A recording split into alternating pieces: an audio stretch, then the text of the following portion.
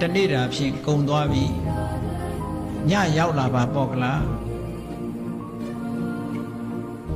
နေ့12နာရီည12နာရီရှိတယ်နေ့ညရောက်လာတဲ့အချိန်လေးမှာ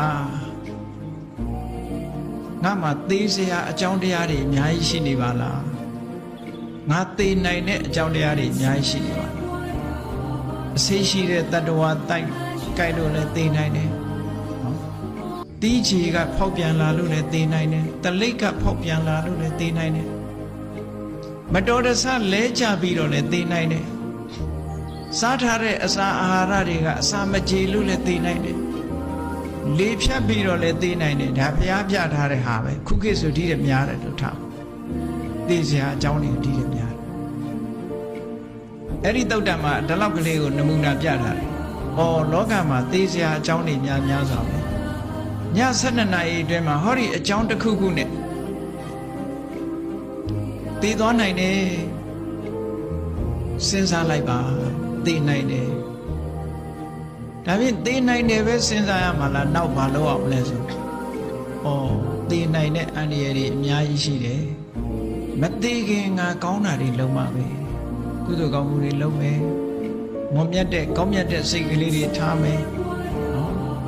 စိတ်ကောင်းနှလုံးကောင်းတွေထားမယ်ငါစိတ်ထဲမှာအကုသိုလ်မဖြစ်အောင်နေမယ်ကုသိုလ်စိတ်တွေဖြစ်အောင်လုပ်မယ်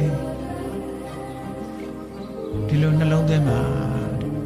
ဒါမရဏတတိဘာဝနာတစ်ခုသေခြင်းတရားကိုကြည့်ပြီးတော့ကုသိုလ်ကောင်းမှုလုပ်ဖြစ်အောင်တွန်းအားပေးတဲ့သဘောမမေ့ဘူးသို့မဟုတ်လို့ရှိရင်ညမှာဆိုလဲပျော်စရာပဲရှာမလေ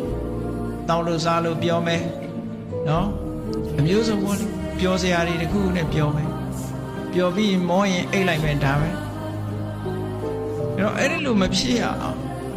ကောင်းတာလေးနဲ့အချိန်ကုန်ဖို့အတွက်ကောင်းတဲ့စိတ်ဓာတ်ကလေးနဲ့ကုသိုလ်ကောင်းမှုငါလုံးမှာပဲတည်သွားလို့ရှိရင်ငါဒါတွေလုံးဝမှာမဟုတ်ဘူးငါအတွက်အန္တရာယ်ကြီးပဲလို့အန္တရာယ်တွေကိုတွေးပြီးတော့မသိခင်ငါကောင်းတာလေးတော့လုံးမယ်ဘုရားရှိခိုးမယ်ပရိစိတ်မယ်စသဖြင့်ပေါ့လေတရားနှလုံးသွင်းမယ်ဆိုရင်ကောင်းတဲ့အလုပ်ကလေးတွေလုပ်လိုက်